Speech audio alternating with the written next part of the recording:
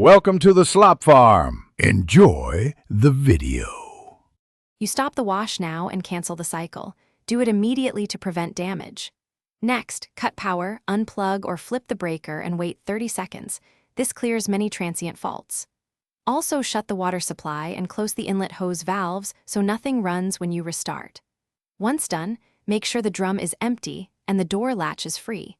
That prevents the machine from locking or reporting a load error when you begin the reset sequence. You now perform the control panel reset.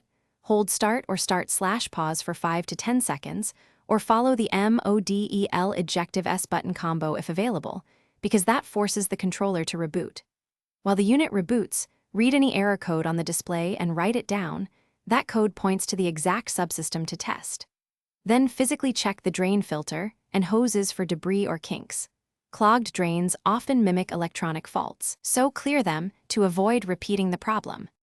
You restore power and open the water valves, then run a short rinse or a diagnostic cycle to confirm the reset succeeded.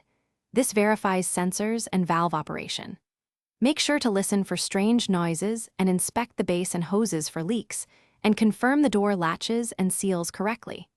If the machine still shows errors after these steps, perform a full power down for 5 minutes and retry. If that fails, call a technician and report the error code. That speeds repairs and prevents waste. Thanks for watching.